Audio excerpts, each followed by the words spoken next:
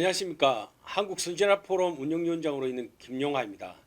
오늘 한국의 조세 부담의 증가의 원인과 대책이라는 주제를 가지고 우리 그 조세 부분, 세금 부분의 최고의 전문가라고 할 수 있는 한양여자대학교의 오문성 교수님을 모시고 간담회를 가지고자 합니다. 안녕하십니까? 안녕하십니까. 안녕하십니까. 요즘 올해도 그렇고 뭐 계속 이 세금 조세 이거 가지고 이 국민들이 걱정이 많지 않습니까? 그렇죠. 지금 실제 뭐그 세금 그렇게 많이 올랐습니까? 세금이 이제 뭐 여러 세목 우리가 네. 이제 세금의 이름들을 네. 세목이라고 그러는데 네, 이 세목을 이렇게 보면 그 계속 올랐죠. 네. 올랐죠. 그런데 최근에 와서 이제 부동산 관련 세금이 가장 아, 충격적으로 올라가지고 예, 지금 좀 고민이 많죠. 예. 고민이 많습니다. 최근에 종부세 또 부동산 관련 세금이라면 어떤 것이 있습니까? 부동산 관련 세금이라고 그러면 보통 이제 뭐 취득세, 취득세, 그 다음에 재산세, 종합부동산세, 음, 요거 이제 두 개를 보통 네. 보유세라고 그러죠. 예, 예. 그리고 양도소득세. 양도소득세. 이게 이제 보통 부동산 관련 네, 세금인데요. 예. 최근에 지금 이제 12월 1일부터 12월 15일까지 내야 되는 네. 종합부동산세. 네. 이게 지금 아마 좀 많이 지금 증가가 돼가지고 네. 충격이 심할 것이고, 예. 또 하나는 이제 양도소득세. 양도소득. 이게 전통적으로 이제 양도소득세 같은 경우는 예. 계속 이거 이제 양도소득세제를 가지고 음, 부동산 투기를 막으려고 하는 게 네. 뭐 이건 문재인 정부뿐만이 아니고 네. 계속 이렇게 해왔던 거죠. 네. 네. 근데 이제 지금 뭐 취득세도 올리고, 네. 그 다음에 보유세도 올리고, 예. 그 다음에 저 양도세도 올리는, 양도세를. 이게 다 같이 올려버리니까 네. 네. 지금 뭐 보유할 수도 없고 팔 수도 없고 뭐 이렇게 취득할 수도 없고 이런 상황이 돼버렸습니다. 그러면 이제 뭐 지금 바로 눈앞에 발등에 불에 떨어진 이 종부세부터 볼까요? 그렇죠. 이 종부세 뭐 그 저기 기재부에서는 뭐 2%밖에 안 되는데 뭐 그러냐 그러던데 이거 부담하는 대상자가 2%밖에 안 된다고 그러는데 그 말 맞습니까? 2%라고 하는 것은 이제 보통 이제 예. 신문에도 여러 번 나긴 났는데 네. 그 종부세를 낼 대상자가 아닌 네. 조그만 미성년자들까지 미성년까지 다 포함했을 합해가지고. 때 2%인데 예. 실은 2%인데 보면 우리 통계청 어디서는 통계청에서 나온 그 자료를 보면 네. 그 한 세대당 예. 평균 세대 구성원이 네. 2.3명이라고 그래요. 2.3명. 그럼 보통 뭐 2%라도 4.6% 올라가고 4.6%. 영향을 받겠죠. 그리고 더한 것은 실은 종부세 올라가면 그 세입자들 있잖아요. 예. 세입자들에게 이제 월세를 받을 때 예. 그 종부세까지 고려해서 이제 네. 받을 수밖에 없게 되기 네. 때문에 전 국민이 영향권 내에 있다고 이렇게 예. 봐도 무방합니다. 근데 이 종부세 보니까 같은 아파트 사는데 어떤 사람은 500만 원 내고 어떤 사람은 2천만 원 내고 하던데 그 왜 그렇습니까? 같은 한 개 청 차이인데 한 개 청 차이에 그렇게 집값이 차이 납니까? 한 개층 차이에서 이렇게 집값 차이 난 건 아닌 것 같고요. 예, 예. 본래 이제 공시가격, 공시가액, 예. 공시가격이라고 하는 게 아파트의 층마다 좀 틀리기도 하고 네, 네. 두 번째 향에 틀리기도 하고 예. 그다음 길가에 있는 아파트들이 네. 좀 비싸고 뭐 이런 게 여러 가지 있지만 예. 그 차이는 아닌 것 같고요. 그 차이는 아니고 이제 그분들의 이제 개인 속사정이 다 다를 겁니다. 개인 속사정. 예를 들면 똑같은 평수를 들고 있어도 예. 이 아파트만 들고 있는 게 아니라 한 분은 또 다른 데 집이 있을 수도 있고 네. 또 한 분은 상속을 받았을 수도 있고 상속받을. 상속 지분 예. 뭐 굉장히 복잡한 문제들이 많아서 네.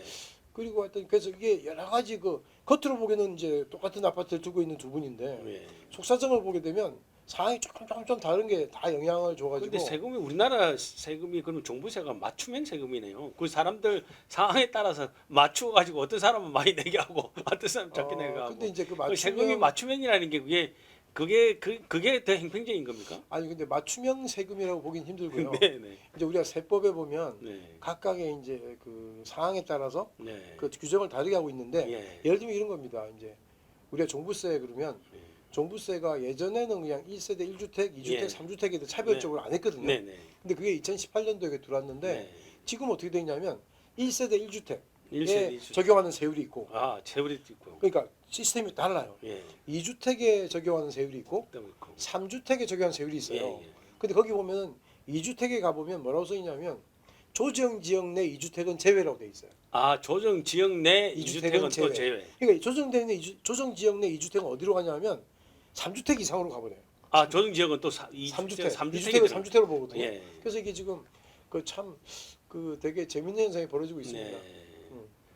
그러면 이제 사실은 이제 이 종부세 그가 사실은 우리 노무현 정부 때 만들어진 거죠. 그렇습니다. 2005년 정도. 그 뒤로 이제 제가 제 기억으로는 이명박 대통령 때 또 약간 낮춘 거로 낮췄죠. 근데 언제 다시 또 올린 겁니까? 이게 지금 문재인 정부 들어와서 올린 겁니까? 실은 종부세가 이렇게 예. 이제 살아온 그 나름대로의 한 역사를 모습을 한번 보면 예, 2005년도에 예, 우리 노무현 정부 때 이제 그게 만들어졌고요. 예, 그때도 굉장히 그 세액이 컸어요. 네, 저도 개인적으로 그때도 제가 종부세 부담을 해본 적이 있는데 네, 그때는 종부세가 워낙 그때도 세액이 커가지고 예, 이게 뭐 그 세무서에서 네. 전화 와가지고 그 언제 내실 거냐고 예, 납세자들한테 각각 체크하고 하는 그런 상황이었어요. 그 정도로. 얼마나 저항이 심했습니다. 네, 그래서 그때 이제 저도 이제 맞아봤는데 음, 그때 맞은 거 정도보다 더 지금 더 세졌고요. 네, 그리고 그때는 이제 종부세가 그렇게 많이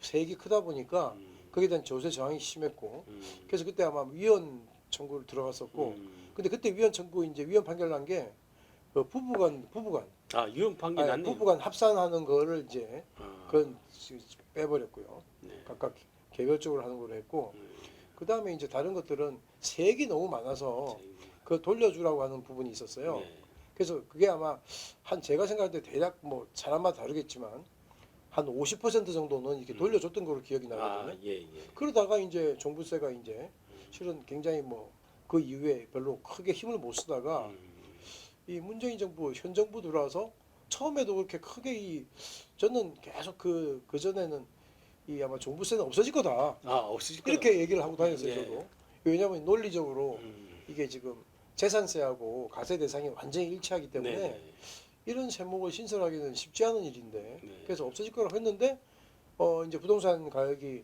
우리 노무현 정부 때도 많이 올랐지만 네, 이번 정부 와서 많이 올랐잖아요. 네, 그러니까 이걸 올리니까 올라가니까 요걸 지금 이제 좀 안정을 시키기 위해서 또 이 종부세를 쓰겠다고 네, 네. 하면서 강화를 계속 시켰습니다. 그리고 뭐 지금 사실은 재산세가 있지 않습니까? 재산세 재산세가 있죠. 있는데 또 종부세, 종합부동산세란 이름으로 이 세금이 이렇게 돼 있는 나라가 많습니까?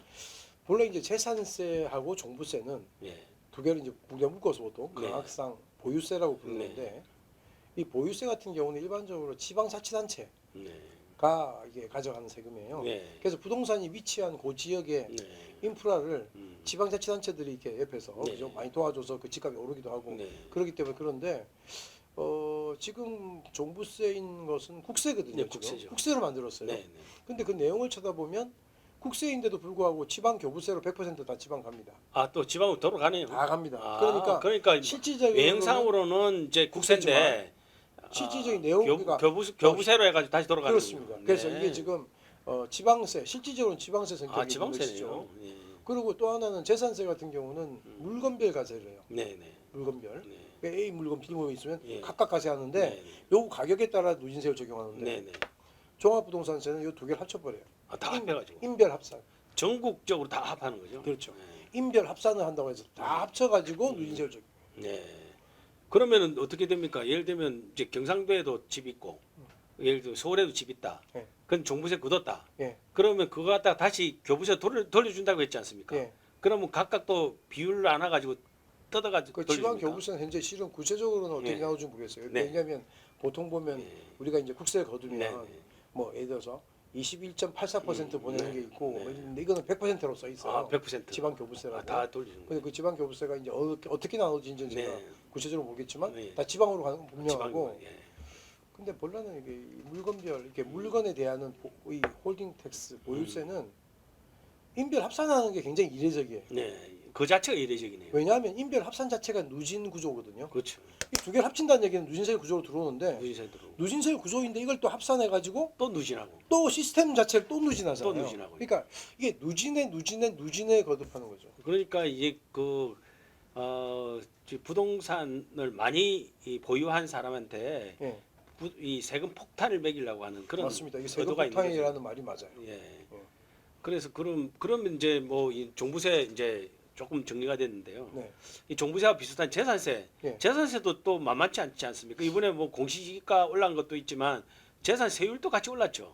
이게 지금 보면 재산세하고 종부세하고 계산 구조는 똑같아요. 아가 계산구조 공시가액 곱하기 네. 조정 비율 조정 곱하기 비율. 세율이거든요. 예. 근데 이제 다른 거는 여기 이쪽에 그 종부세 같은 경우는 주택 아니면 토지예요. 아 주택 아니면 토지. 예, 근데 이쪽은 주택 토지가 있고 선박 항공기 같은 게 있어요. 재산세. 예. 아 예. 재산세는 아, 조금 더 넓죠. 예. 그러니까 예를 들어서 가세 대상으로만 보면 재산세가 넓고 예. 그 중에 이제 진부분 집합이죠. 예. 예, 그 안에 이제 예. 들어갔는데 완전히 겹치고 네. 다만 이제 그 종부세 같은 경우는 그 가액이 몇 억 이상 뭐 이렇게 돼서 아 예. 고가의 예. 그 주택이나 네. 고가의 토지죠. 네. 근데 정말은 저는 이제 좀 근본적으로 생각하는 그 잘못됐다는 생각 드는 이유가 아니 이게 지금 어떤 사람들은 부유세라고 말을 하기도 해요. 부유세. 이게 지금 뭐 말은 종합부동산세지만 아, 성격은 부유세다고 그러는데 아니 부유세라고 그러면 아예 부유세라고 하는 걸 만들어서 네. 그 부유세 부유함을 나타낼 수 있는 징표를 징표를. 우리가 포착해서 예. 거기에 대해서 가세하면 되거든요. 네. 근데 이건 지금 현재 부유세의 성격을 가지고 있다고 하지만 실은 부유세가 아니에요. 네. 홀딩 텍스고 보유세고. 네. 근데 중요한 거는 여기에 대해서 원래 집을 살 때 네. 비싼 집을 사더라도 부채를 끼고 사잖아요. 네. 네. 그렇다면 현재 우리가 부채 있는 부분도 다 공제를 해줘야 되죠. 아 부채도 공제해 줘야 되는 거예요. 근데 공제 안 해주잖아요. 공제 안. 그러니까 예를 들어서 60억짜리 집을 샀다. 네. 그 자체에 대해서 가세하는 거지. 네. 60억짜리 집을 산 사람이 30억 부채를 끼고 있어요. 음. 그거 안 빼주잖아요. 그거. 그렇죠. 그러니까 이런 거는 정말은 굉장히 그 근본적인 문제인데 네. 그 문제에 대해서는 근데 아무도 함부하고 왜 함부하고. 아무도 지적 안 합니까 그런데?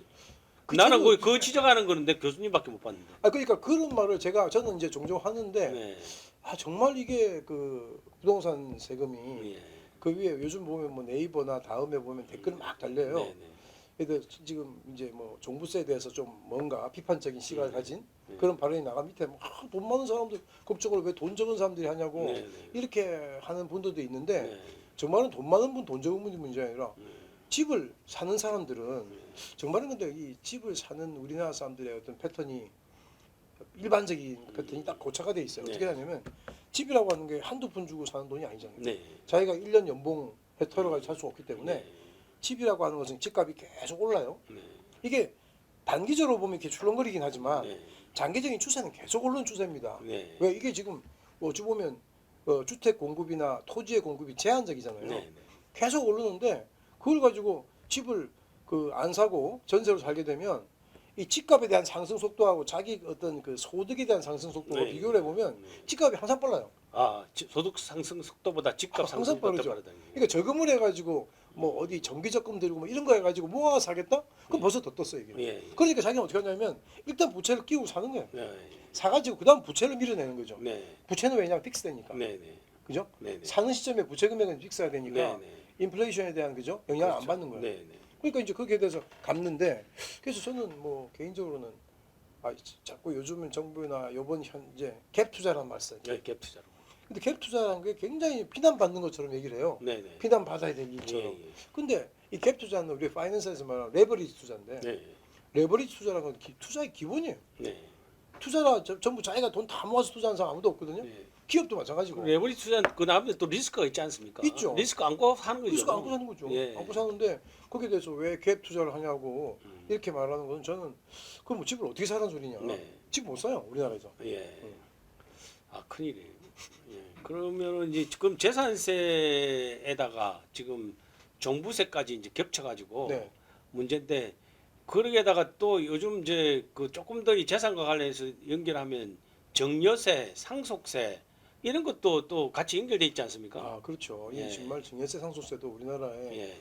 그 국세 세목 중에 이제 세목 예. 뭐 예를 들어서 법인세, 예. 소득세, 예. 부가가치세, 예. 상속세 및 증여세 네. 이렇게 쫙 들어다 보면 예. 이게 그 총 그 국세 중에 차지하는 그 비중 네. 별로 크진 않아요. 예. 상속세, 증여세가. 예. 근데 정말 상속세, 증여세는 사람들이 굉장히 민감하게 생각해요. 네.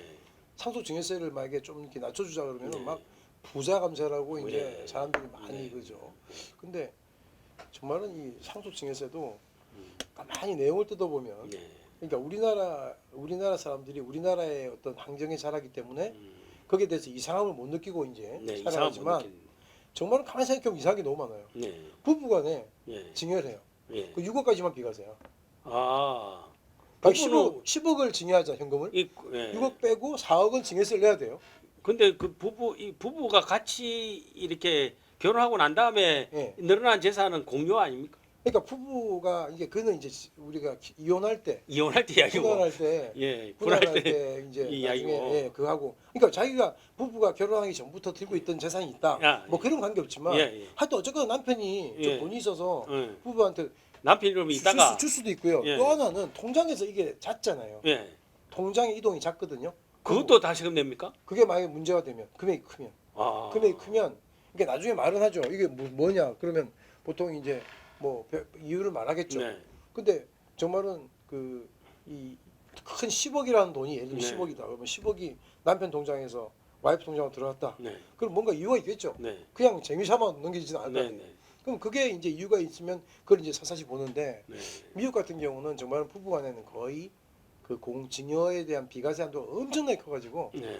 웬만큼 돈 옮겨서는 네. 전혀 그 신경 안 써도 되는. 근데 이제 매월 이제 보통 남편 봉급 통장에 봉급 들어오면 부인이 이제 부인 통장으로 이런 식이잖아요. 그러니까 그 정도는 그런 건 관계 신경 없습니까? 안 쓰는데 그런 관계 없습니까? 뭐 이제 목돈이 예. 뭐 1억 이상이라든지 1억 이상이 몇천만 원이 왔다 갔다 큰 하면 돈이니까 좀 갑자기 가. 예, 본래는 우리나라 상속세 및 증여세법은 음. 본래는 음. 통장에 돈이 왔다 갔다 하면 그게 계속 증여예요. 아, 그게 다 증여. 이렇게 증여, 이렇게 증여. 두 분 다 증여네요. 예, 본래. 그 공개하는 게 아니고. 그러니까 그게 굉장히 위험한 거죠. 근데 그게 금액이 작을 때는 아무 문제 없는데 네, 네. 예를 들어서 재미삼아 10억 그러면 계속 증여해요. 그럼 양쪽 다 증여세를 계속 내야 되는 거예요. 왜냐하면 우리나라 증여세법이 재밌는 게 예. 증여 같은 경우는 증여를 하고 예. 3개월 내 취소를 할 수 있어요. 네, 네. 예. 예. 3개월 내만 취소를 하게 되면 증여가 아닌데 네. 거기에 뭐라고 되어 있냐면 본문에 현금 제외에 써 있어요. 또 현금은 또 제외고. 현금은 왜 제외되어 있냐면 진짜는 다른 부동산처럼 줬다 샀다 이렇게 받는 거를 예. 정확히 추적을 못 하거든요. 예, 예. 그러니까 주는 의미가 뭔지 모르니까 네, 그냥 네. 줬다 하면 다 증여인데 음. 근데 뭐 100만 원, 200만 원, 300만 원 이런 보통 일반인들이 하는 건 안 잡는 건데 음. 원칙적으로 말하면 증여를 일단 음. 얘기하고 뭐 하여튼 이 다툼이 생길 수 있죠. 근데 어떤 나라 같은 경우는 또 재산세가 증여세는 상속세 없는 나라도 있다는데요. 증여세 같은 경우 이제 상속세가 없는 데가 없는 데가 많이 있죠. 있어요. 예. 상속세가 많이 폐지됐는데 예.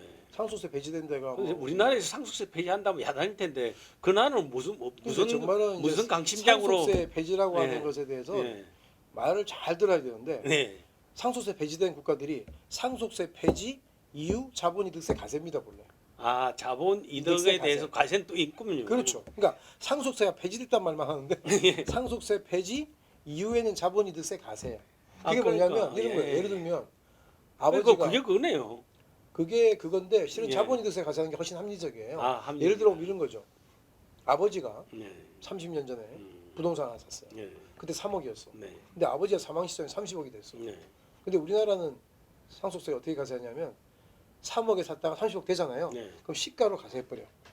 시가로. 시가로. 상속세 가세 대상 가액이 커져요. 네. 30억만큼. 예. 그럼 누진세를 적용해서 가는데 네. 상속세 폐지된 국가들은 어떻게 하냐면 보통 아버지가 3억에 샀다가 음. 돌아가시는 시점에 30억이 됐어 시가가. 네. 근데 시가를 예를 들어서 이 부동산을 그 상속인이 받아요. 예. 아들이 받았다고 예. 생각하면 아들이 받아갈 때 예. 30억으로 안 받아가고 예. 3억으로 받아가. 아, 그렇게 계산하요? 3억으로 받아가고 구매 그 매입가로 이후에- 가는. 그렇죠. 그 이후에 40억에 팔잖아요. 예. 그럼 40억에서 3억을 빼가지고 캐피탈 개인 텍스를 내요. 아, 캐피탈 게인. 그거 되게 합리적이죠. 예. 그럼 아버지 이제 그걸 가져가는 거죠. 근데 우리가 지금 이제 그 상속할 때, 혹은 정리할 때, 양도세도 내고 또 증여세도 낸다, 뭐 이런 말 하던데 그거는 무슨 말입니까? 양도세 증여세 같이 내는 경우는 예, 그 뭐죠? 그 부담부 증여라고. 예, 부담부 증여가 뭐냐면 예, 내가 집이 있어요. 네, 집이 있는데 그 아들한테 이게 증여를 해요. 네, 근데 어떡하냐면 이 집을 사서 20억짜리 집을 샀어요. 네, 20억짜리 집을 샀는데 이걸 그러니까 20억짜리 집을 사서 지금 현재 30억이 됐어. 네, 그럼 원래는 증여라고 하는 게 시가로 하는 거예요. 그렇죠. 근데 여기에 30억이면 여기에 은행에서 부채를 끼우잖아요. 예, 예. 돈을 빌려놓으면 이 30억에 예를 들어서 20억이라는 부채가 있다. 네, 네. 그러면 채무를 승계시켜 아, 채무도 승계시키고. 아들한테. 예, 아들한테 채무를 승계시키면 네. 이게 원래 30억짜리 채무가 없다면 30억짜리 증여하는 네, 건데 네. 채무 20억을 아들이 승계를 하기 때문에 네. 10억만 증여를 받아요. 네, 네. 그러니까 채무 부분, 그러니까 지금 현재 요런 관계에서는 양도소득세하고 네. 증여세가 같이 생겨요. 아, 그 부분이. 그렇습니까? 예. 그래서 그 부분이 말씀하시죠. 아, 그 부분에 만드는 거 원래 그 양도세하고 뭐 증여세 같이 내는 건 아니네. 부담부 증여를 할 때 예. 그 부분에 그 부분에 대해서만. 시가 부분을 차지하는 부채 부분, 예. 그거까지 이제 해서 예. 할 때는 양도소득세도 생기고 네. 증여세도 생기고. 이제 자연스럽게 양도소득세 이야기가 나왔는데요. 오늘 최근에 또 오늘 이제 뭐 보니까 국회에서 양도소득세 그 이제 부과를 갖다가 9억 기준에서 12억 기준으로 올렸다. 비과세 기준. 비과세 기준을 올렸다 이런 말 하던데. 예, 그게 예. 내용이 뭐냐면 예, 무슨 내용이? 고가주택이에요. 예, 고가주택. 고가주택. 그러니까 본래는 1세대 1주택은 비과세예요. 아, 1가구 1주택은 1세대. 비과세인데. 그러니까 1가구가 아니라 예, 보통 1세대. 많이 헷갈리게 하던데 예. 1세대. 우리 1세대. 법상 용어는 1세대인데 1세대. 대부분 분들은 1가구를 좋아해. 아, 그래서 내가 세대하고 가구 가구가 다른데. 가구가 부드러운가 봐 말하기. 예. 근데 1세대거든요. 예. 1세대 1주택인데 음. 1세대 1주택에서 원칙적으로는 다 비과세인데 다 비과세인데. 그게 이제 시가가 9억이 넘으면 예. 9억 초과 부분에 대해서는 과세를 해요. 그게 이제 공시가격 기준이죠. 아니요, 시가입니다. 그건. 또 시가입니다. 예전엔 공시가격이었는데 아, 그게 또 시가구나. 바뀌면서 예. 시가가 돼가지고 예전보다 더 불리하죠. 아, 그렇죠. 옛날에 기준 시가가 그러니까 예를 들어 공시가액이 9억일 때하고 예. 지금 시가 9억일 때는 이게 더 비싸거든요. 예, 예. 근데 이게 지금 바뀌었잖아요. 네, 네. 나온 중에 네. 시가로. 예. 근데 그거를 지금 현재 9억을 12억을 바꾼 건데 그럼 과세 대상이 훨씬 더 늘어난 거네요. 과세 대상이 줄어든 거죠. 아, 줄어든 거네. 왜냐하면 예. 이게 이제 9억 이상 부분에 대해서 과세하다가 야, 9억에서 12억은 그렇죠. 이제 줄어들었는데 그러니까 예를 들어서 아까 이제 그 시가에서 이제 그러니까 공시가격이 시가로 할 때는 더 늘어났다 이 말이죠. 아니 그게 아니라 예. 시가가 예를 들어서 예전에는 공시지가 기준이었고 네. 지금은 시가 기준인데 네. 시가 기준 9억을 초과하는 부분을 과세하다가 예. 지금은 시가 기준을 12억으로 올렸거든요. 네, 네. 그럼 12억 초과 부분만 과세해요. 그렇죠. 그럼 20억이면 예를 들어 네. 지금 현제 네. 양도가액이 20억이면 예전에는 9억을 빼가지고 11억 초과 부분에 과세하는데 네. 지금은 12억을 빼가지고 8억만 과세하는 거죠. 아, 그 예. 부분에 대해서. 네, 네, 그 부분만. 그래서 지금 지금 부동산 정책과 관련해 가지고 지금 말들 많은 게 보유세도 때문에 집을 계속 가지고 있기도 힘들고 또 양도세 때문에 집을 팔면 또 양도세를 내야 되고 이래서 뭐 이래도 저래도 못하는 행국이다 이런 이야기하는데 그런 부분은에 대해서는 어떻게 생각하십니까? 저는 근데 정말 우리나라 이 부동산 세제가 너무나 사람들을 괴롭힌다 생각해요. 예. 저는 개인적으로는 1세대 2주택 정도는 가질 수 있다고 봐요. 아, 1세대죠. 요번에도 이제 그런 경우가 생겼는데 종부세 해당이 된 할머니가 청와대 국민청원을 했어요.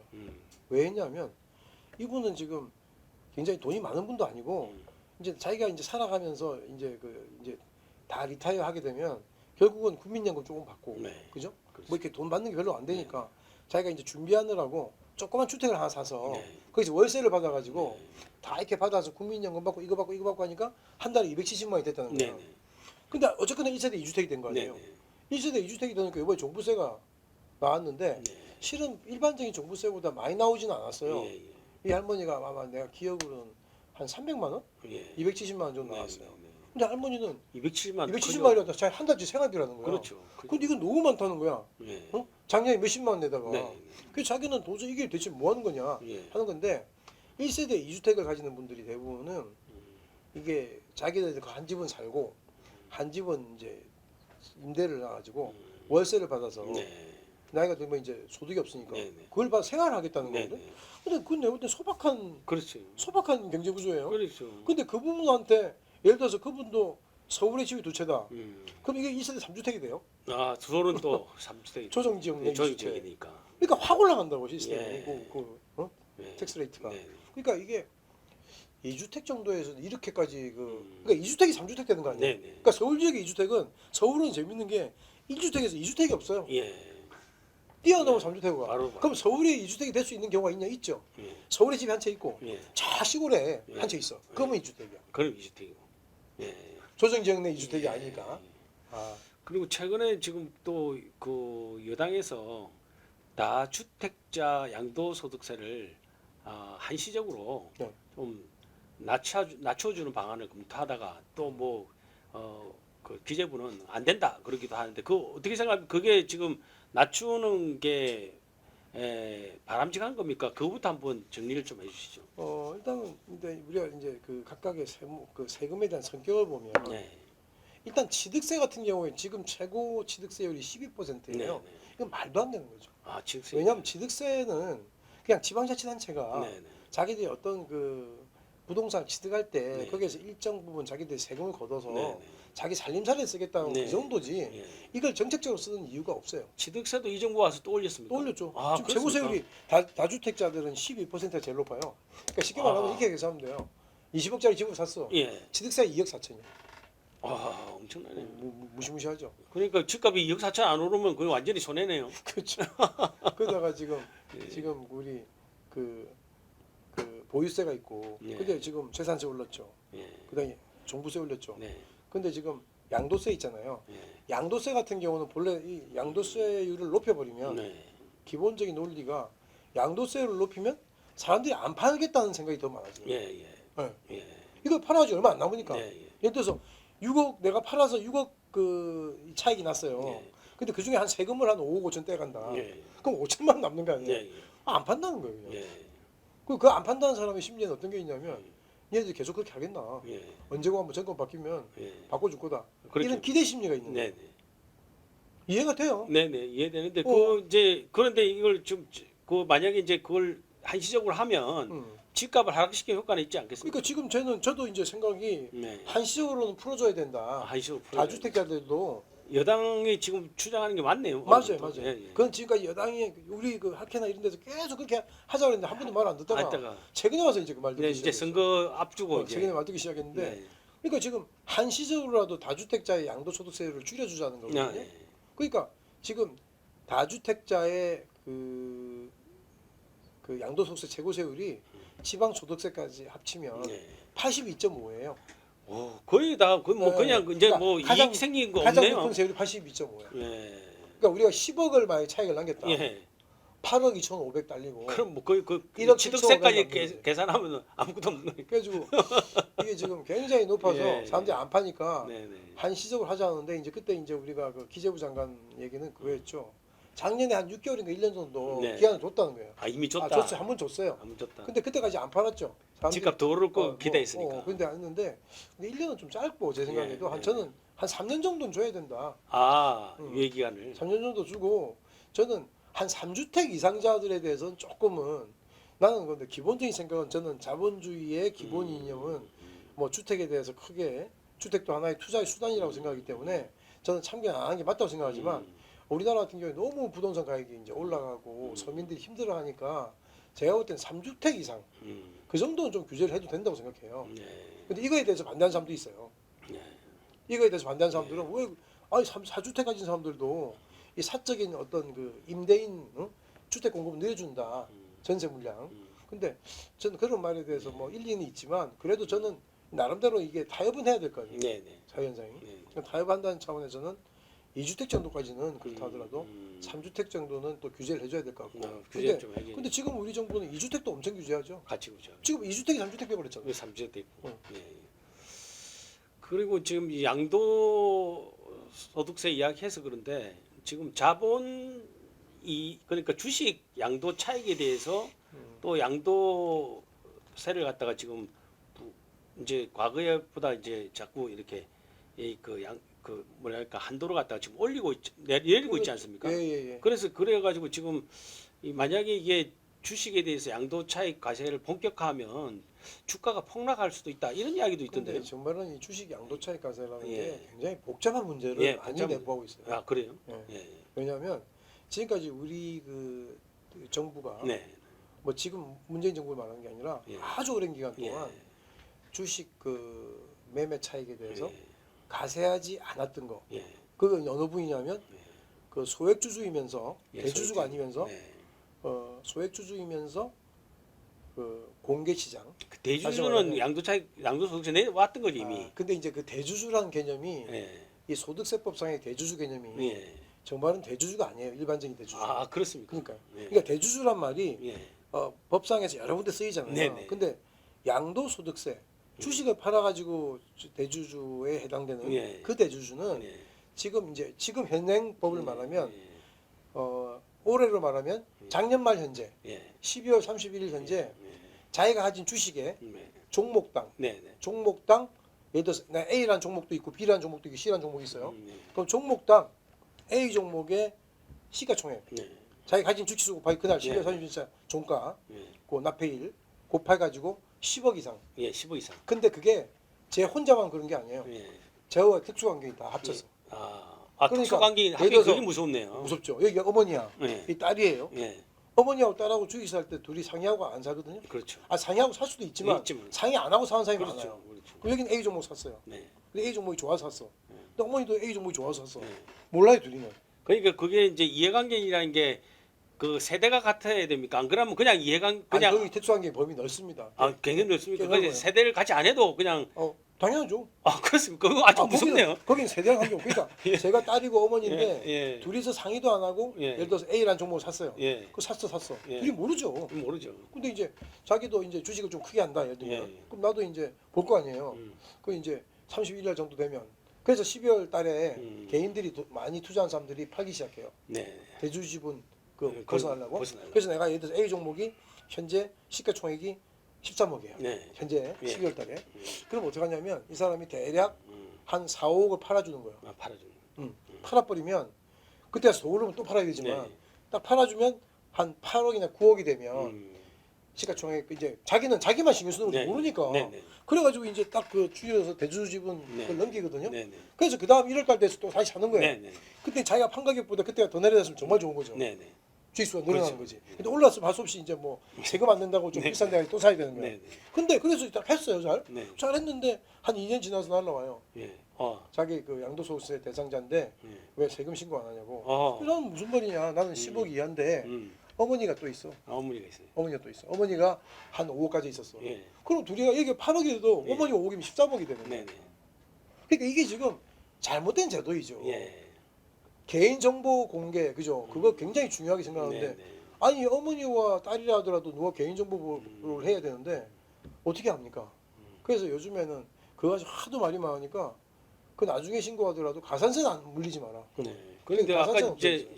10억에서 또 3억으로 낮추고 뭐 이런 이야기도 있지 않습니까? 그게 이제 10억에서 네. 3억으로 낮추려다가 네. 못 낮췄죠. 이제 못 낮추고. 못 낮추고 내년에 다시 내년에 올리는. 예. 아니 이게 내가 볼 때는 그걸 3억으로 갈지 예. 아니 그냥 그대로 갔다가 예. 어차피 2023년도에 네, 네. 금융투자소득 과세라는 게 생겼어요. 또 금융투자가 또 생깁니까?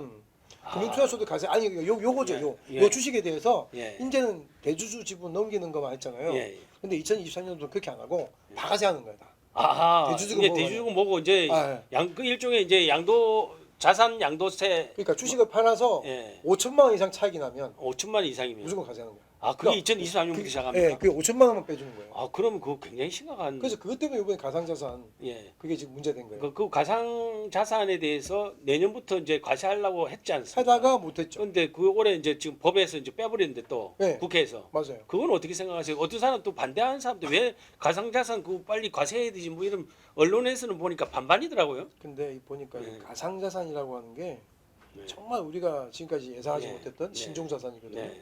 근데 이 가상자산에 대한 나름대로의 내용에 대해서 정말은 잘 알아야 과세하는 거거든요. 네. 근데 우리가 보면 이 가상자산 하면 버추얼 어셋인데 네. 이게 정말은 이 가상자산이란 말 자체도 틀렸어요. 아, 말 우리가 자체가 보면 틀렸다. 비트코인이나 이디움이나 뭐 네. 제트캐시나 예. 모네로나 이런 예. 것들 있잖아요. 예.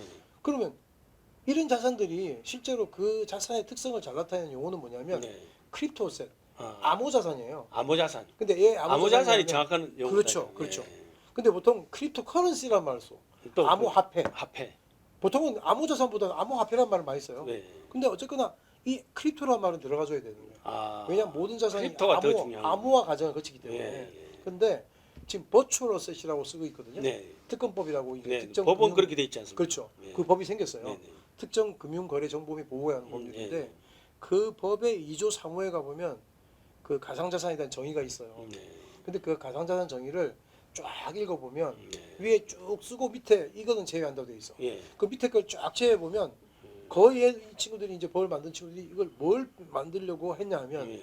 지금 비트코인이나 이더리움 같은 류의 예. 이 비트코인 같은 거 하고 알트코인 예. 예. 이걸 지금 컨트롤하려고 아, 만들었어요. 그걸 만들라고. 근데 이게 지금 문제가 뭐냐면 가상자산 거래소는 이 주식 거래하고 완전히 틀려요. 아, 또 다릅니까? 성격이. 아. 뭐냐면 주식은 우리가 이제 코스닥 시장 있고 유가증권 시장 있잖아요. 예, 옛날에 이제 예, 예. 상장회사 네, 네. 유가증권, 예. 이 코스닥 시장. 예. 근데 이거는 우리가 시장님 여러 개 9시에 시작해서 3시 반에 끝나잖아요. 예. 끝나고 예. 그다음에 뭐 주말에는 또 안 열리잖아요. 예. 근데 여기는 24시간 열려. 네, 20년 그리고 24시간 열리고 전 세계적으로 열려. 같이 열리고. 그죠? 예. 그러니까 24시간 내내 거래가 되고 있는 거고. 네, 네. 그리고 가격이 또 틀려요, 시장마다. 시장마다 또 가격이 다르고. 우리나라만 해도 업빗이 있고 빗썸이 있고 뭐 있잖아요. 그럼 업빗하고 빗썸하고 같은 시간에 틀려. 아, 비트코인 가격이. 네, 비트코인 가격. 비슷하긴 한데요. 뭐 예. 차이 난다니까요. 예. 이게 뭐 굉장히 재밌는 거죠. 왜냐하면 이게 만약에 이게 우리가 말하는 인공지능이나 이런 거 가지고 만약에 트레이딩을 이게 아주 빠르게 할 수 있으면 이건 그냥 먹는 거예요. 차익을. 아. 근데 그건 기술력으로 먹을 수 있는데 예. 그러니까 그런 게 우리가 김치 프리미엄이라는 말 예, 들어보셨죠? 예. 우리나라 좀 비싸다고. 우리나라가 지금까지 계속 비쌌었고 네. 싼 적도 잠깐 있었어요. 예. 싼 적도. 산지. 근데 비싼 적은 정말 비트코인 가격이 한 3, 400만 차이 나는 거예요. 아, 그 차이. 예를 들어서 우리나라에 6,900이야. 음. 근데 미국의 바이던스라고 하는 그 시장은 6,400이에요. 그럼 정말은 유학생들이 와가지고 이걸 우리는 못해서 할 줄 모르는데 젊은 친구들은 돈을 보내가지고 바로 거래시키고 그래서 바로바로 400씩 생기는 거예요. 네. 예를 들어서. 예. 그러니까 그런 거래가 가능하다는 거는 근데 그런 거래는 실제로는 막아줘야 되거든요. 아, 막아줘야 돼. 그걸 이제 막아준다는 게 우리가 말하는 아비트리지나 이런 걸 통해서 막아줘야 되는데 그것도 못 막고 두 번째 또 하나는 이 가상자산 거래소라는 게 자체가 정말은 아주 자연스러운 시장이 아니에요. 아, 왜 그러냐면 기본적으로 이게 그 비트코인을 기반 이게 블록체인을 기반으로 하는 암호 자산은 거래의 기본은 P2P 거래예요. 예. 그러니까 개인 대 개인 거래. 그렇죠. 피어 투 피어 해가지고. 그럼 개인 대 개인 거래 어떻게 하냐면 전자지갑을 각각 갖고 있는 거야. 그 둘이서 사고 파는 거예요. 근데 이게 지금 중간에 뭐였겠냐면 이 가상자산 거래소 껴버린 거예요. 네. 그러니까 지금 우리가 블록체인으로만 얘기를 하면 블록체인이 분산장부잖아요. 그럼 분산장부가 보통 이렇게 설명하기 쉽게 설명하더라고. 분산장부가 뭐냐? 우리가 카톡을 하잖아요. 카톡을 할 때 우리가 이제 우리 김 교수님하고 저하고 개인 대 개인으로 카톡을 할 수도 있고 네. 거기에 한 3, 40명 들어왔을 수도 있어. 네. 단체 카톡에. 네. 그럼 단체 카톡에 거기서 나하고 둘이서 나 이거 얼마에 팔래? 이거 사겠다. 거래 시켜버려. 네. 그러면 우리 둘이서 거래했지만 네. 눈은 있잖아요. 3, 40명이 보고 있는 거예요. 네. 이렇게 되면 그게 이제 그 거래가 컨펌이 돼버리는 거야. 네. 안 바뀌는 해킹이 안 돼. 네. 그러니까 좀 더 이제 기술적으로 얘기하면 서버가 한 개가 아닌 거야. 네. 각각이 서버 하나씩 다 들고 있어. 아, 각자가. 그렇지. 그럼 서버가 한 개인 경우는 서버 그것만 해킹하면 네. 끝나잖아요. 그러니까 정말은 이제 좀 더 구체적으로 말씀드리면 예를 들어서 우리가 우리나라 가상자산 거래소 이제 원화로 되는 데가 네 군데 있어요. 네. 그럼 이 거래소에서 거래를 시켜야 네. 합니다. 거래를 시키면 두 군데 적히는 거예요. 가상자산 거래소의 장부에 적히고 블록체인 장부에 적히는 거예요. 네. 근데 가상자산 거래소의 장부는요. 이거 해킹 가능해. 네. 근데 이게 해킹이 안 되는 거야. 네. 그렇다면 이거 보세요. 이쪽 장부라는 게 더 믿음이 안 가는 거지. 네. 이쪽 장부잖아요. 네. 근데 사람들이 여기 근데 지금 가세하겠다고 하는 거 있잖아요. 가세관청이 가세하겠다는 것은 지금 가상자산 거래소 통하는 거래만 가세. 네. 왜냐면 이쪽을 잡을 수가 없어. 또 잡을 수 없고. 그렇지. 그러니까, 그러니까 이걸 가세해버리면 사람들은 자연스럽게 가상자산 거래소에서 만약 가세를 당하는데 내가 세금 낼 게 5억이에요. 네. 어떤 수든 빠져나가죠. 또 빠져. 어떤 방법을 택하든. 네. 내가 세금 낼 게 5억이야. 네. 그럴 수 있잖아요. 글쎄. 근데 5억인데 내가 저쪽으로 가서 P2P 거래를 하게 되면 돈 한 푼도 안 내. 무조건. 네. 그렇다면 저로 빠져나가겠죠. 글쎄. 그러니까 이거 지금 이걸 가세할 수 있는 네. 기술이 지금 행정적으로 예, 입법 지금 기술, 한- 행정 기술이 있느냐? 지금 여건이 안 돼 있네요. 없다는 거죠. 네. 저 과세 여건이 안 됐네요. 네, 그것도 그렇죠. 그다음에 또 지금 우리 그 기재부 장관이 한 말이 그거 있잖아요. NFT라고 네. 난 펀저블 토큰이라는 게 있어요. 근데 난 펀저블 토큰이 그걸 가세할 수 있냐 하니까 못 한다고 그랬어요. 근데 최근에 이제 금융위원회 부위원장이 그랬죠. 아, 할 수 있다 이제. 아, 할 수 있- 자기들 할 수 있다고 이제 자기들 네. 준비를 했더라고. 근데 네. 근데 어쨌거나 제가 볼 때는 가세하기 힘든 게 이 대체 불가능 토큰이라는 게 성격이 굉장히 다양해요. 지금은 그림이 이제 돼. 1차적으로 나온 NFT는 그림이에요. 네. 그러니까 우리가 비트코인이나 이더리움은요 뭐라고 부를 수 있냐면 걔는 NFT가 아니라 FT예요. FT. 펀저블 토큰이야. 네. 왜냐면 그 비트코인 한 개 한 개 막 바뀌잖아요. 서로 네. 교환할 수 있잖아요. 네. 근데 이 우리가 말하는 이중섭의 소가 있어요. 네. 그럼 소를 그림이 있잖아요. 이게 실물 자산이야. 네. 이걸 가지고 픽셀로 만들어요. 디지털. 네. 네. 그럼 디지털을 만들면 이걸 카피 다 할 수 있잖아요. 네. 많이 순간적으로. 네. 그럼 이거 하나 만들면 그냥 바로 몇십 개 할 수 그렇죠. 있는데 이게 재밌는 게 그로 끝나는 게 아니라 블록체인 기술로 돈으로 부여하는 거예요. 네. 블록체인. 그러니까 블록체인 기술은 여기 한번 1번이라는 번호를 부여하면 절대 네. 해킹이 안 되고 네. 바뀌지도 않아. 네. 그럼 1번 번호를 받은 요 지금 이중섭의 소 픽셀을 만든 그 거는 나름대로 또 가치가 있는 이건 거네. 디지털 오리진이 되는 거예요. 예, 아, 또 디지털 얘는 실물 오리진이고 예. 이게 디지털 오리진이에요. 네. 그럼 실물 오리진이 얘도 10억에 팔려. 예. 그럼 디지털 오리진도 그 정도 가격에 팔리는 거예요. 왜냐하면 사람들이 야, 뭐 실물 오리진하고 이거하고 이게 더 싸야지 이렇게 해가지고 오리진하고 예. 거꾸로 해요. 왜냐하면 얘는 누가 훔칠 수도 있고 예. 이게 위작이 나올 수도 있고. 예. 실은 이거 우리 청경자 네. 화백의 그림이 그때 뭐 위작이라고 네. 써오는데 잘 모르잖아요. 네, 모르죠. 누가 이거. 네. 근데 예를 들어서 이건 디지털 오리진은 예. 싸울 필요가 없어. 네.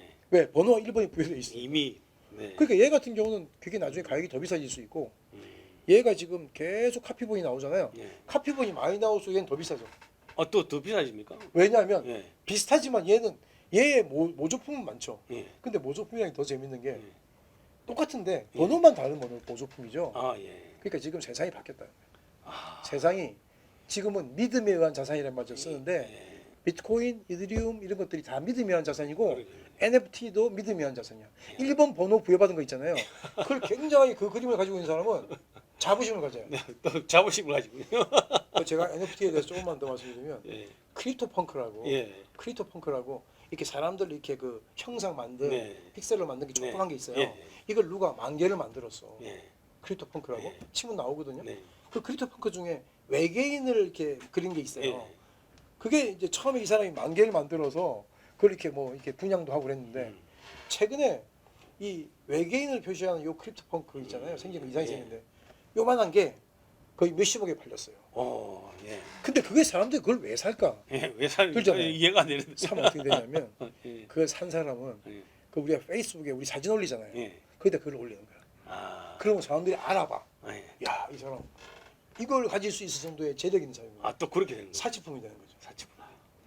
크립토 펑크 그거 가진 사람은 예. 왜냐면 그 사람밖에 못 쓰거든요. 그렇게 버리는 그 사람밖에 못 써요. 다른 사람이 못 쓰면 못 쓰니까. 그러니까 이 사람은 그 카피에 대한 그것도 허용 안 한단 말이에요. 네네. 그럼 딱 가지고 얘들 가져 있다 그러면 예.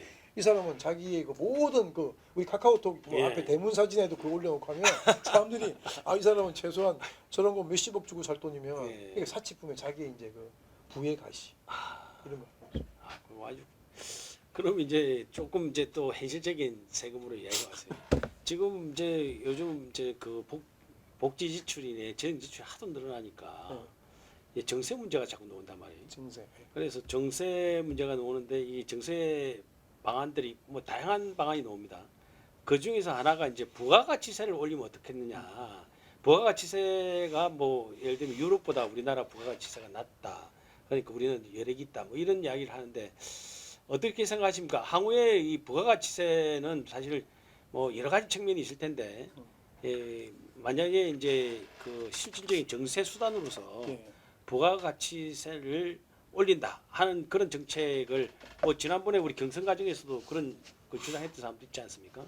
그래서 그거 어떻게 생각하십니까? 그러니까 지금 저는 이제 네. 이렇게 생각해요. 네. 그 어떤 세목을 가지고 증세를 한다. 네. 그러면 저는 그 세목을 올려야 되는 이유보다 네. 다른 세목을 올리지 말아야 되는 이유를 찾아봐야 돼요. 아. 다른 세목. 그러니까 하나하나 가지치기라는 거죠. 예, 예를 들어서 제가 말씀드리면 우리가 이제 국세라 그러면 네. 법인세가 있고 네. 부가치세가 있고 네. 상속세 및 증여세가 있고 지금 부가치세 있는 거거든요. 크게 보면. 네. 그 뭐 종부세도 있지만 그런 건 네. 이제 좀 간지고. 네. 그래서 보면은 자 먼저 법인세부터 말씀드리면 네. 법인세는 우리나라에서 지금 더 이상 올리기 힘듭니다. 아 그렇습니까? 왜 그러냐면 우리나라가 20, 22, 25예요. 네. 4단계의 법인세를 들고 네. 있는데 굉장히 이례적이에요. 아 이미 세율이 높군요. 세율이 25%도 높은 편이고 네. 두 번째는 단계를 4단계로 두고 있는 것도 예. 굉장히 이례적이다. 왜냐하면 지금 OECD 국가의 한 80% 90%의 국가들이 네.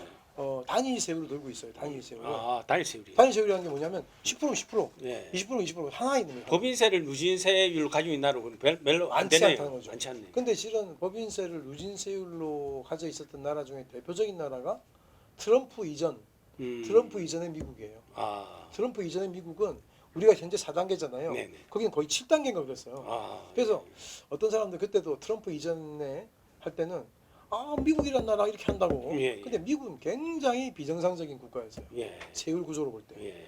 근데 왜 지금 이게 OECD 국가에서 이렇게 많은 나라들이 한 개의 세율을 들고 있다. 이게 중요한 게 아니고요. 이 법인세는 기본 논리가 법인세는 누진세율 적용할 수 있는 그런 성격이 아니라는 거예요. 그 자체. 왜냐하면 법인의 소득이 생겼잖아요. 네. 그럼 이거 지금 자기들이 가지고 있는 법인이라는 게 네. 법인격을 준 거지 그렇지. 개인 자연인이 아니잖아요. 그렇죠. 그럼 이걸 벌어들이면 배당을 해요. 네. 그럼 배당을 하게 되면 결국 법인 주주나 개인 주주가 들고 갈 거고 그 다음에 법인 주주가 받으면 또 개인 주주에 갈 거고 그렇게. 이렇게 끝까지 가야 되는데 마지막 최종 목적지는 항상 개인 주주란 말이죠. 그 이중과세 문제가 생기죠. 그렇죠. 그래서 이중과세 문제가 있기 때문에 네. 그런 부분 때문에 실은 이중과세 조정 구조가 있어요. 네. 법인세. 네. 그러니까 이런 게 불가피한 이중과세 조정이에요. 네, 네. 아까 말씀드린 네, 네. 재산세와 종부세는 정말 어색한 이중과세고 네. 이런 경우는 할 수 없이 이중과세 조정을 할 네, 수밖에 네. 없어요. 근데 그런 경우인데 이게 지금 그러니까 쉽게 말씀드리면 개인은 부자하고 가난한 자가 있어요. 네. 근데 법인은 부자와 가난한 자가 없다는 거예요. 그러니까 가난한 법인과 부자 법인이 없다. 네. 사람들은 삼성전자가 부자 법인 아니에요? 음. 이렇게 말하는 사람이 있는데 삼성전자는 법인이기 때문에 부자 법인이 아니고 그 주주들이 부자지. 아, 주주가 주주들이 부자란 말이죠. 그러니까 이런 논리에 따라서 많은 국가들이 1단계 세율을 들고 있는데요. 1단계 세율이 이 법인 세율을 가만히 보면 전 세계적으로 계속 인하하고 있었어요. 네. 인하 추세에 있었다고. 왜 그냥 우리가 이제 보통 말하는 재정학에서 이 법인세에 대한 기능을 실은 법인세가 없는 게 가장 효율적이다. 네. 이렇게 보통 보잖아요. 네, 네. 그죠? 네. 그러니까 이제 우리가 말하는 그래프 그려보면 뭐이 사주 우리 데드 웨이트 로스가 생기고 네. 법인세를 하면 그래서 그런 것 때문에 법인세율은 점점점 줄여주는 게 이피션시가 높아진다. 네, 네. 이렇게 보기 때문에 일단은 우리나라의 세율이 4단계인 것도 이상하고 25%도 이게 높아졌기 때문에요. 근데 최근에 보니까 이제 바이든이 들어오면서 법인 세율을 또 다시 역으로 높이려고 했는데 네. 그 높인 거는 이제 우리가 이제 코로나 19 때문에 전 세계 국가들이 돈을 많이 썼어요. 네. 그러다 보니까 자기들도 이제 돈을 이렇게 좀 다시 세금을 걷어야 되는데 그것 때문에 올린다고 해서 이번에 나온 게 이 글로벌 미니멈 텍스라고 네. 그죠? 뱁스에서 네.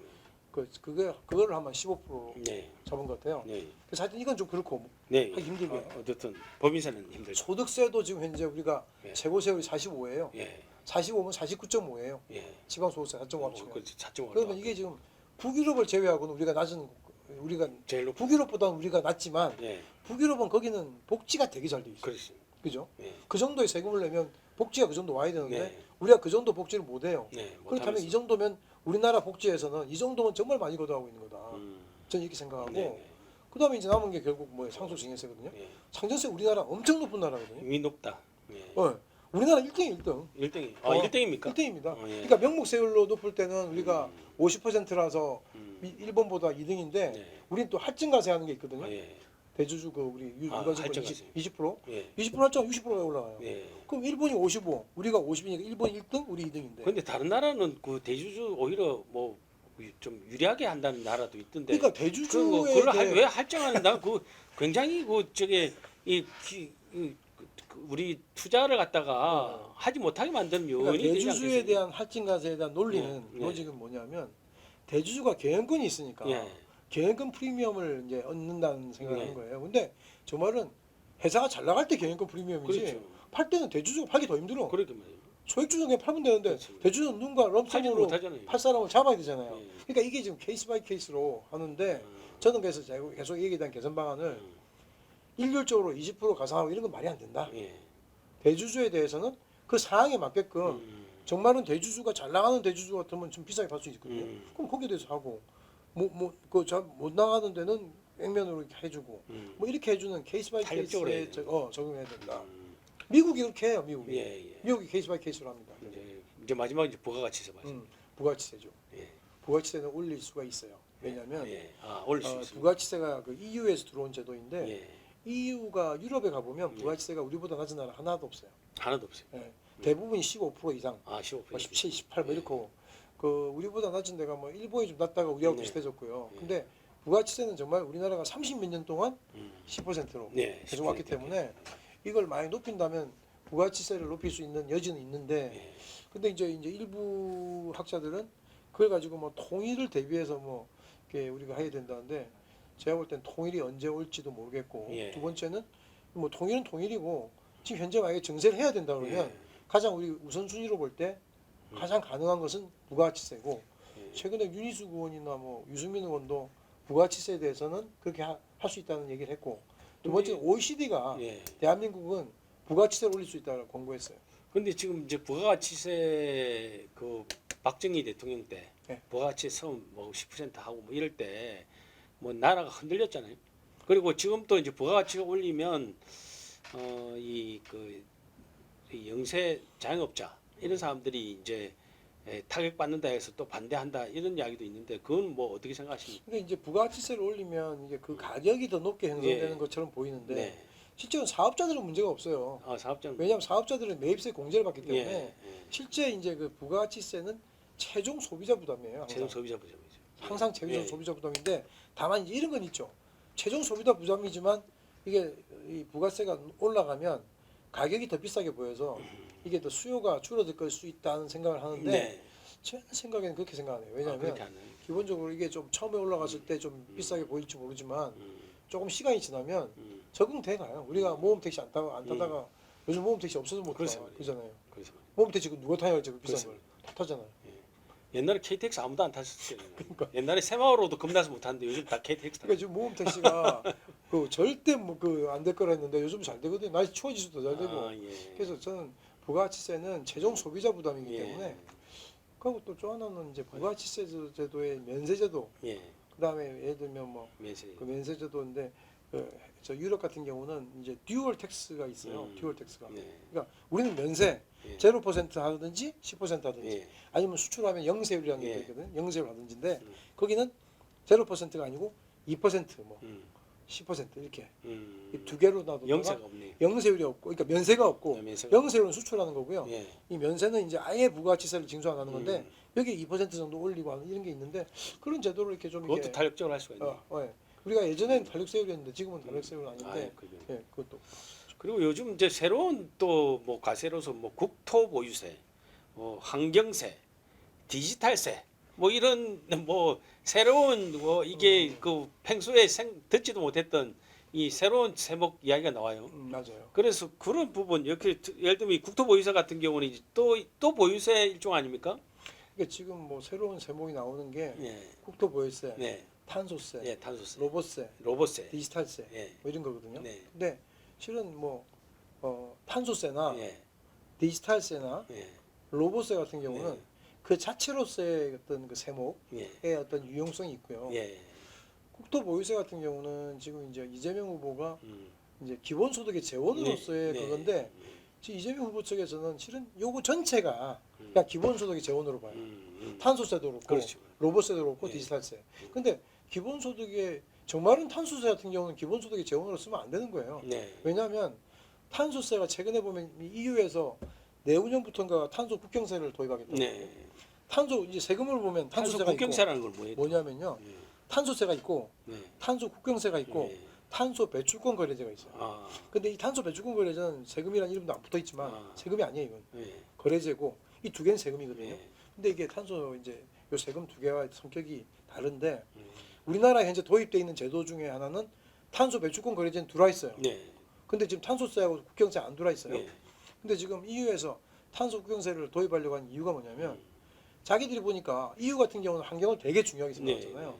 그러니까 자기들이 나름대로 열심히 노력해서 자기 나름대로 탄소세 도입하고 해가지고 정말은 그 환경을 좋게 만들었어요. 그런데 보니까 이게 탄소세를 적용하는 국가에서는 그 제품의 원가가 올라가요. 네. 그럴 거 아닙니까? 그렇죠.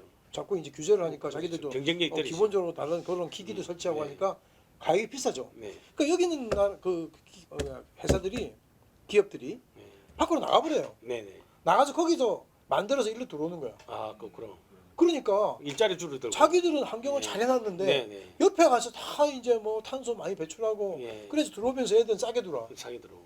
그럼 경쟁력이 없잖아요. 예, 그러니까 이제 가만히 보니까 정말 자기들은 짱구지만 했다. 예, 그래서 화가 난 거야. 예, 이유가. 예. 그럼 이거 이렇게 해서 되겠냐. 그래서 어떻게 하냐면 탄소 국경세는 자기 나라보다 탄소 배출을 많이 하는 국가에서 들어오는 거 있잖아요. 예. 거기에 대해서 자기네들이 태립 그 관세죠, 관세. 아, 관세를 더 부과하는 거예요. 관세를. 그러니까 얘들이 일종 관세네요. 근데 탄소세 안 쓰면 여기에서 탄소 국경세 물으라는 거예요. 아, 그러니까 이제 탄소 국경세를 푸시하게 되면 어떤 결과가 되냐면 탄소 국경세 내는 것보다는 탄소세 내는 게 나아요. 예, 왜냐하면 로컬 그 예, 관청에서 걷어가니까 예, 국경세를 내면 이쪽에 내는 거 아니에요. 예.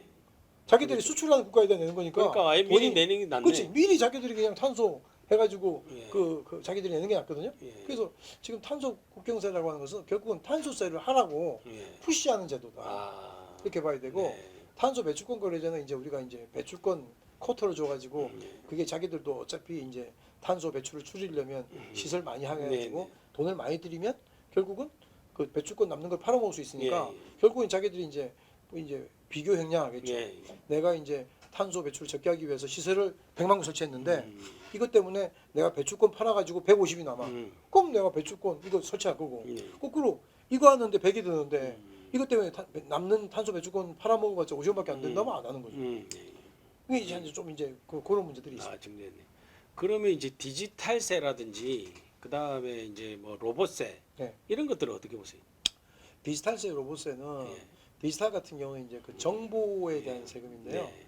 우리가 보면은 이제 예를 들어서 우리가 이제 그 자기들 정보를 이용하잖아요. 네이버나 뭐 이런 데서 보면 구글도 마찬가지고요. 네. 개인 정보들이 실제로는 이용되는 게 있단 말이에요. 네. 그럼 그 개인 정보 이용은 어찌 보면 자기들이 정보 이용을 하면서도 네. 돈을 하나도 안 내고 네, 쓰는 네, 거죠. 네, 네. 그러니까 그런 부분에 대해서 세금을 내라는 거예요. 네. 네. 근데 그게 이제 개인정보 보호, 내가 개인정보 보호했어. 네. 그러니까 그 개인정보라는 게 이제 나름 성격은 좀 다르겠죠. 네. 완전 개인정보는 아니고 네. 그래도 내가 움직이는 여러 가지 뭐 정보들이 움직여서 주면 그거를 내가 직접 거두는 방법이 없잖아요. 네. 그러니까 정부 그러한 정보를 제공하는 국가에서 걷어가지고 음. 그걸 나중에 어떻게 이제 어찌 보면 저 데이터세 같은 경우는 네. 만약에 기본소득이라는 게 도입된다면 네. 제일 적합한 건 데이터세예요. 데이터세. 왜냐면 공유자산이다 이거죠. 개인 정보를 해서 그때 걷어들였으니까 그거는 개인들한테 나눠주는 게 맞지 않겠나 그렇지. 이런 생각이 들고요. 네. 그다음에 지금 아까 말씀 로봇세. 네. 로봇세 같은 경우는 이제 그거죠. 뭐 로봇이 생기게 되면 자꾸 이제 사람 인력이 그렇게 일자리가 노동력이 줄어들고. 일자리가 줄어드니까 로봇이 이제 나름대로 그 효율적으로 일을 해서 벌어들인 그 부분에 대해서 이제 어쩌면 일종의 법인세입니다. 법인세 비슷한 거. 법인세 걷어들여 가지고 예. 개인들에 대해서 어떻게든 혜택을 네. 주려고 하는 네. 뭐 그런 것들이 로봇세다 이렇게 네. 보는 건데 로봇이라는 게 우리가 사람 모양을 하는 것도 로봇이지만 예. 사람 모양 안 하고 예를 들어서 뭐 회전 초밥집에서 이 기계가 이렇게 만든 그것도 로봇이거든요. 그렇죠. 그러니까 우리가 보통 생각하는 로봇은 사람 모양을 하고 걸어다니는 이것만 로봇으로 그렇지. 생각하지만 정말은 그런 로봇도 로봇이기 때문에 예, 예. 그렇다면 지금 현재 뭐 산업 합리화, 예. 뭐 어떤 세액공제나 이런 것들이 이 로봇에 음. 그 어떤 그런 거와 관련이 돼 있는 거죠. 아, 그 좀 쉽지 않은 또 문제네.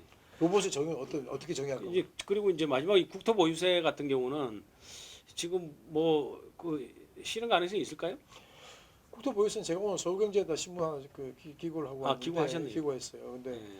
국토보유세는 제가 보니까 이제 일단 기본적인 전제는 국토보유세에 대한 그림이 아직 구체적으로 그려진 바 없다. 아. 그래서 아까도 계속 기자들이 물어보던데 내가 대답을 못 하겠다. 음. 왜냐면 국토보유세의 그 기본적인 그림이 그려져야 그게 뭐 이 잘못되고 약간 잘되고 토지세 같은 겁니까? 국토보유세는 이제 토지세죠. 예. 그러니까 국토보유세는 우리나라 전 국토에 예. 대해서 보유한 그 세금을 매기는 건데 우리가 이렇게 보면 되죠. 국토보유세 부과하게 되면 결국은 재산세가 있잖아요. 네. 종부세가 있잖아요. 이 둘 간의 관계, 국토보유세까지 나오면 세 개예요. 네. 이 세 개의 관계를 어떻게 설정할 거냐. 그거 좀 통합해야 되지 않아요? 그러니까요. 그러니까 재산세가 있고 종부세가 있고 국토보유세가 나왔다. 예. 그럼 이거 두 개도 이중과세거든요. 그렇죠. 이거 좀 삼중과세 돼버려 이제. 그러니까 말이에요. 삼중과세 되는데 이 부분 어떻게 해야 돼? 어떻게 조정할 거냐의 문제가 있는데 우리 이제 요걸 처음에 주창하신 우리 이재명 후보께서는 뭐라고 그랬냐면 종부세 폐지하겠다 예. 이렇게 얘기를 했어요. 아, 종부세 폐지하고. 그런 얘기 했어요. 종부세 폐지하게 되면 결국은 재산세하고 국토부에서 되는데 예. 이거 두 개도 또 어쩌면 이중과세이기 또 때문에 이중과세. 이 종부세가 가지고 있는 내재적인 어떤 문제점을 그대로 가지고 있고 네. 또 하나는 문제가 이제 그 건물에 대해서 과세하는 게 아니거든요. 그렇죠. 토지에 대해서만 과세하기 때문에 음. 토지 면적을 많이 되고 있는 사람이 과세 당해요. 네, 네. 근데 이제 이 문제를 어떻게 해결할지 모르겠는데 네. 내가 그 쓴 글 중에 내용 중에 그게 있어요. 자 우리가 이제 용적률이 높아서 이렇게 용적률이 커가지고 위로 이제 높으면 보통 서울에 있는 아파트 비싼 것들이 대부분 고층 아파트들이에요. 그렇죠. 저층 아파트가 싸요. 그래. 근데 고층 아파트가 면적이 작아. 지금 면적이 이제 작대. 네. 저층 아파트 면적이 커. 그렇죠. 그럼 여기가 잘못하면 세금이 더 나올 수 있다는 예. 부분이 생기는데 아, 그럴 수도 있네. 그 부분을 어떻게 조정할 건지. 아니, 토지 보유서도 뭐 사실은 만만치 않은 건데. 그래서 오늘 쓴 것 중에 하나가 뭐, 이제 예. 헨리 조지, 예. 헨리 조지의 그 어떤 나름대로의 지공주의라고 예, 해요. 지공주의. 땅은 이제 공유제다 이렇게 음. 하는 그런 생각을 가진 분들, 우리 변창흠 그때 네. 그 사장이나 그런 분들이 이제 그런 생각에 심취돼 있는데 음. 거기 보면은 이제 그 현재 그 우리가 말하는 지공주의의 기본적인 전제는 땅이라고 하는 게 굉장히 유한하다. 근데 그 말 뭐 일리 있는 말이죠. 근데 최근에는 이제 어떻게 개념이 확장이 되냐면 땅이 아니고 이제 공간이라고 생각합니다. 공간. 그래서 지금 이제 토목 기술과 건축 기술의 발달로 위로 뻗치고 밑으로 내려간단 말이에요. 위로 뻗친 것도 이제 다 그렇죠. 뭐 토지 이게 다 면적으로 공간이 수 있다는. 연면적이니까. 그러니까 이제 이게 많이 뻗칠수록 예. 실은 이제 이건 유한하지만 예. 밑에 있는 토지는 유한하지만 예. 이제 기술이 발전되면 이게 수직적으로, 점점 이제 수직적으로 올라가니까. 이게 뭐 어느 정도 계속 뭐 리밋이 없는 건 아니겠지만 그렇지. 그래도 이게 기술력에 대해서 계속 확장될 수 있다는 그렇지. 그런 게 이제 어찌 보면 헨리 조지가 음. 그 당시에는 생각하지 못했던 거일 수 있고. 유한하다는 말 자체가. 그리고 또 하나는 이제 헨리 조지의 지공주의라는 거는 음. 우리가 보통 말하는 이제 자본주의와 음. 사회주의의 중간 정도 있다고 봐요. 네, 네. 왜냐하면 자본주의는 자본하고 그다음에 토지 이런 것들이 음. 다 이제 어찌 보면 사유재산 인정하는 네. 거고 이 공산주의나 사회주의 쪽은 이게 둘 다 국가로 가는 거잖아요. 네. 근데 이 지공주의는 자본은 사유 인정을 하되 네. 이 토지에 대해서는 이제 공유제다 이렇게 네. 하는데 이 토지 같은 경우에 정말은 이 자본주의 사회에서 토지를 나름대로 그 사유물로 인정을 하기 때문에 거기에서 그 구성원들이 가지고 있는 모티베이션이나 이런 것들이 사회적으로 경제적으로 긍정적 효과를 발휘한 바 있기 때문에 이 문제를 가지고 이렇게 이걸 자꾸 공유제라고 말하면 우리가 예전에 했던 그 우리 그 토지 공개념 3법이 대부분 다 없어졌거든요. 네. 없어지고 위헌으로 판결되고 네. 했는데 뭐 그런 걸 보게 되면 지금 이제 이런 그 나름대로 그 개념 도입이 이게 계속 서바이브할 수 있을지에 대해서는 네. 회의적이라는 거예요. 회의적이다. 그래서 이제 뭐 이제 그 지금 현재 세금 문제에 대해서 이렇게 뭐 사실은 포괄적으로 많은 이제 말씀을 들었습니다. 그럼 마지막으로 혹시 이제 지금 현재 우리나라가 지금 당장 예.